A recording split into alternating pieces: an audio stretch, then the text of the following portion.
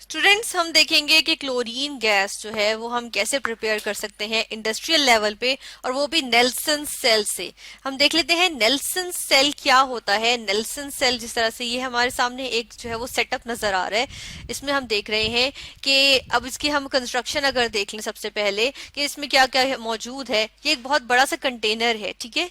इस कंटेनर के अंदर हमें एक यू शेप जो है वो वेसल नजर आ रहा है, ठीक है। ये यू शेप्ड वेसल नजर आ रहा है ना, इसको हम कहते हैं कि ये स्टील का बना हुआ होता है, ठीक है। यहाँ पे हम साथ साथ लिख देते हैं कि ये किस चीज का बना हुआ है, ये बना हुआ है स्टील का, ठीक है। मैं लिख देती हूँ स्टील का, ठीक है। ये ई को हम सही कर लेते हैं, स्टील का, ये स्टील का बना हुआ है, ठीक है। और ये हम देख रहे हैं कि इसके अंदर जो है परफोरेशन है, यानी कि क्या चीज है, पर पोर्स है इसके अंदर, ठीक है, सुराख है। अब सुराख हमें पता चल रहा है किस वजह से, ताकि जो है वो सोल्यूशन हम देख रहे हैं कि इसमें से जो है वो ड्रिपिंग हो रही है सोल्यूशन की, ठीक है, उसमें से जो है वो टपक के नीचे आ रहा है। तो हम कहते हैं कि जो है वो पोर्स इसी वजह से, ताकि वो सोल्यूशन नीचे भी तो आ सके, ठीक है, कलेक्ट कर सके हम कहते फिर नीचे ये क्या चीज मौजूद है, ये नीचे जो मौजूद है इसको हम कहते हैं कैच बेसिन, ठीक है।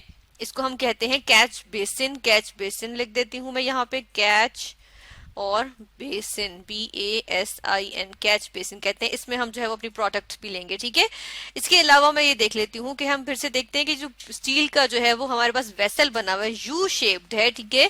तो ये जो है इसके अंदर पोर्स हैं। अब ये जो है वो एक्ट करता है कैथोड के तौर पे, ठीक है। इसको हम कहते हैं कि ये कैथोड के तौर पे जो है वो एक्ट करता है, ठीक है, कैथोड के तौर पे। फिर हम देख रहे हैं कि ये जो एक जो है हमें ये चौड़ी सी नजर आ रही है, ठीक है, लाइनिंग सी, ये है एस्बेस्टोस की लाइनिंग, एस्बेस्टोस की लाइनिंग होती है, ठीक है। एस्बेस्टोस क्या होता है, एस्बेस्टोस होता है एक तरह का, ये एक नेचुरली अकरिंग मिनरल होता है, ठीक है।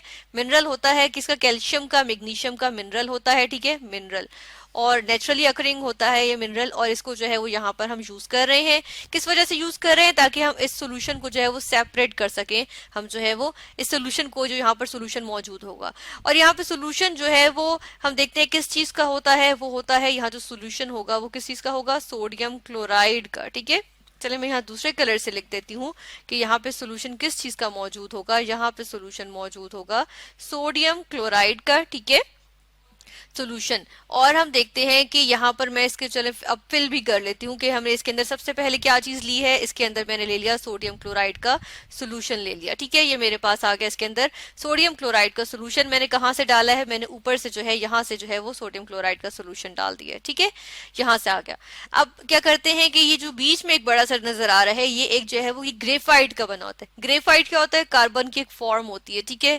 तो इसका बना ग्रेफाइट का बना होता है, और ये कहाँ से अटैच होता है, ये पॉजिटिव टर्मिनल, हम किसी बैटरी के, जिस तरह यहाँ से हम देख रहे हैं ना कि ये जो है वो एक जो है वो बैटरी की, ये बैटरी है और इसके पॉजिटिव टर्मिनल से, तो इसकी पॉजिटिव बैटरी के जाके ये पॉजिटिव टर्मिनल से अटैच हो जाता है, ठीक है।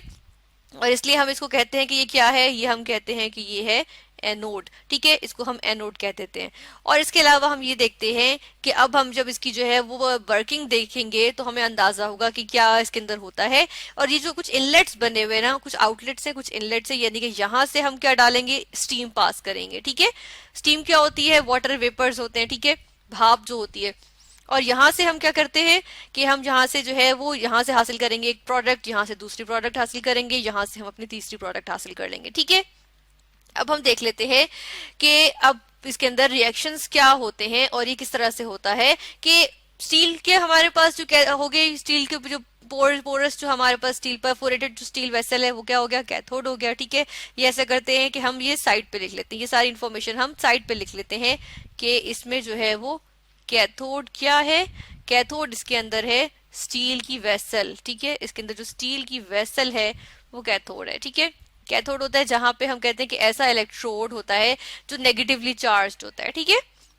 और यहाँ पे एनोड हम क्या कह रहे हैं कि एनोड क्या है, हम ग्रेफाइट का जो है वो लेते हैं, ग्रेफाइट, अच्छा यहाँ पे हम जो है वो लिखते हैं एनोड के, एनोड क्या चीज है, एनोड हमारे पास आ गई ग्रेफाइट का जो हमारे पास रॉड है, बीच में जो आ रही है ना रॉड, वो है क्या चीज है, वो है ग्रेफाइट की, ग्रेफाइट की बनी हुई, और ये एनोड है, ठीक है। अब हम देखते हैं इसके अंदर इलेक्ट्रोलिसिस का प्रोसेस जो है वो फॉलो होता है।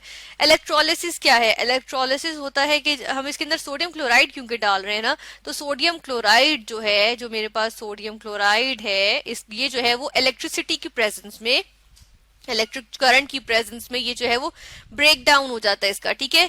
इलेक्ट्रो मतलब अगर हम यहाँ पे लिख देते हैं कि इलेक्ट्रोलिसिस होती है, यहाँ पे हम लिखते हैं इलेक्ट्रोलिसिस, ठीक है, ट्रोलिसिस, SIS। इलेक्ट्रो मतलब इलेक्ट्रिक करंट से रिलेट करके, और लाइसिस मतलब ब्रेक डाउन, ठीक है। तो यहाँ पे क्या होता है, सोडियम क्लोराइड की जो है वो ब्रेक डाउन हो जाती है और इसके आयंस बन जाते हैं, ठीक है। हम इसकी आयनाइजेशन को हम इसके आयंस बनने को कहते हैं आयनाइजेशन, इसको कहेंगे आयनाइजेशन रिएक्शन हो जाता है।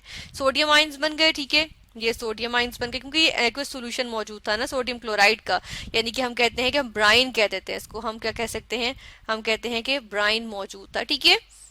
सोडियम आइंस बने और क्या बन गए, क्लोराइड आइंस बन गए, ठीक है। ये भी मैं लिख देती हूँ एक्वस फॉर्म में, ये हमारे पास बन गए।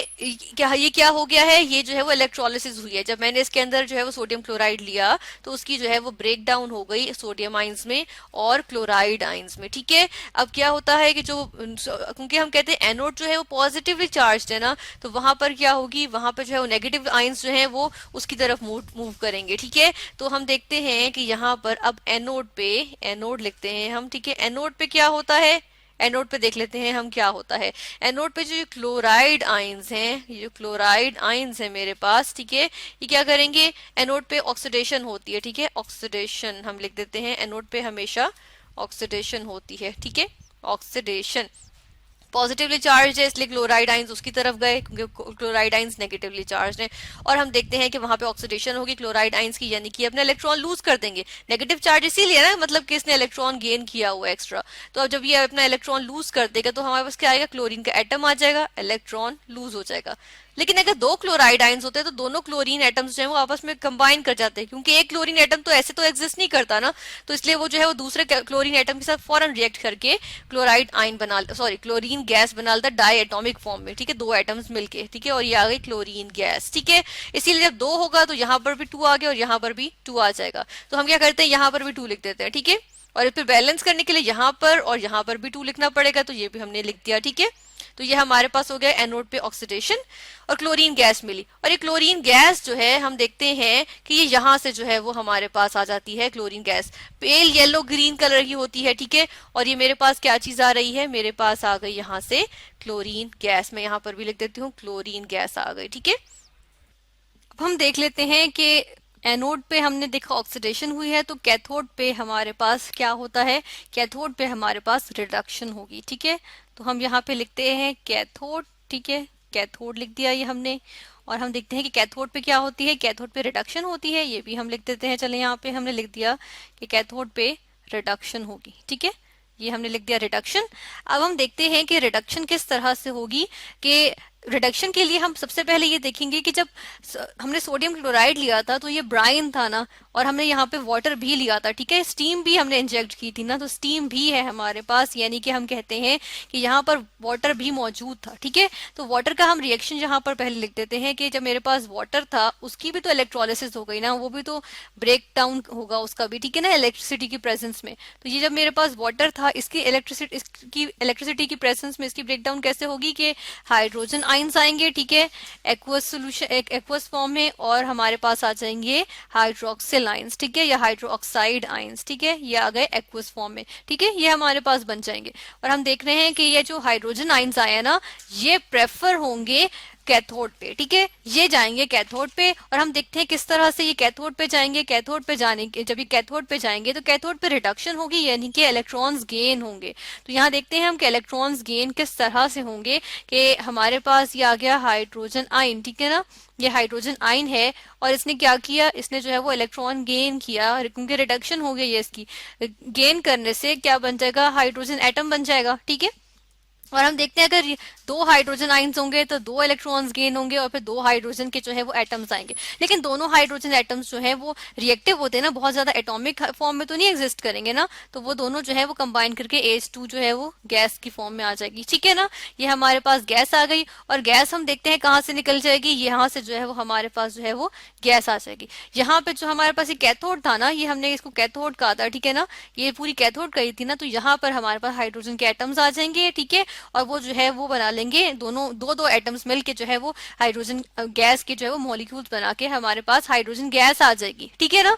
अब क्या होता है कि सोडियम आयंस रह गए हैं, ये वाले सोडियम आयंस, और क्या रह गए, हाइड्रोक्सिल आयंस रह गए, ठीक है ना, ये दो रह गए। तो इनका क्या होगा, ये जो है वो आपस में अट्रैक्ट होंगे, ठीक है ना, सोडियम आयंस है और हाइड्रोक्सिल आयंस है। तो इनको हम देख लेते हैं कि किस तरह से ये होता है कि सोडियम आयंस होते हैं हमारे पास, ठीक है, और कौन से आयंस होते हैं, और हमारे पास हैं हाइड्रोक्सिल आयंस, ठीक है। ये आ गए मेरे पास OH negative ions. Sodium ions क्या है, एक्वस फॉर्म में है। हाइड्रोक्सिल आयंस किस फॉर्म में, एक्वस फॉर्म में मौजूद है, ठीक है ना।